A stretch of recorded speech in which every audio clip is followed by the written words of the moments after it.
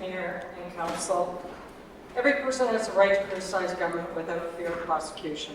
This absolute privilege is founded on the principle that it's advantageous for the public interest that citizens should not be in any way fettered in the statements, and where the public service of the administration of justice is involved, he shall have the right to speak his mind. Halton Hills versus Corbett. Under the absolute privilege of that, I'm here to speak tonight. Why I support Councillor Sebben's requests for suspending the policy. I reviewed Stratford's respectful workplace policy in council going back to April 2023. Respectful workplace policy is absolutely not a requirement for municipalities to have. Many of them actually don't have.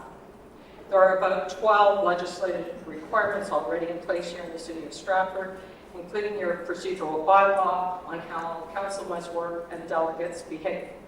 You don't need a policy for threats, harassment, or intimidation. It's a criminal act. You call the police. They will handle it beautifully. So just to be clear, I'm speaking to a policy, not about any individuals. In my research, Stratford's policy is deficient compared to other municipalities' policies. I've reviewed more than 20. Our policy targets residents, with only residents being penalized. Our policy has been misused to target those who delegate council, which is against the Charter of Rights and Freedoms and appeals court decisions. Our staff say council cannot be involved as it's inoperational, and our policy has no built-in safeguards. So 6 reasons why council should support this motion. 1, your policy says it will be reviewed annually and guidelines will be evaluated and revised. But I did not see any data that actually supported this policy in the beginning. It's more than a year old. It also said no financial impact.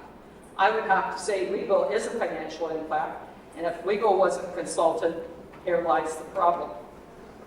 Other municipalities' respectful workplace policy is for staff and those working in the city, not residents, and definitely not in council chambers.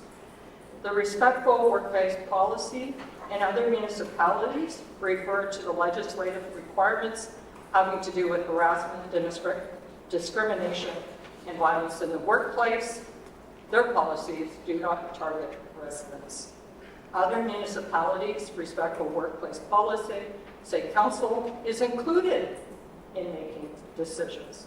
Municipal Act clearly states to ensure the accountability and transparency of the operation of the municipality, including the activities of the senior management of the municipality. And in some cases I've read, if there was, say, a complaint against a CAO, then council's duty is to decide a course of action. So it is your duty to be involved. Number 5, safeguards. In other municipalities, respectful workplace policies is nowhere to be found in Stratford's policies. Most have a clause which is to stop abuse of power.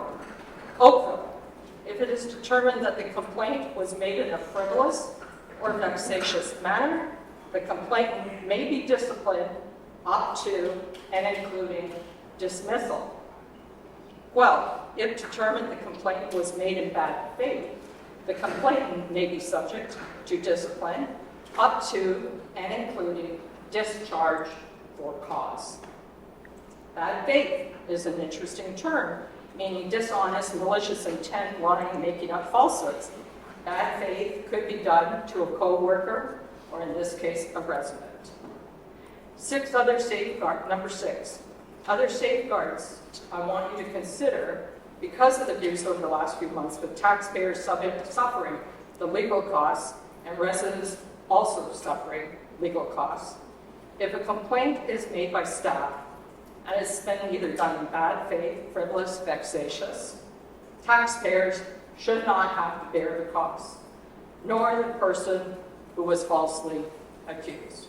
Restitution must be done by the accuser to reimburse the cost to the taxpayer and to those who had to defend themselves.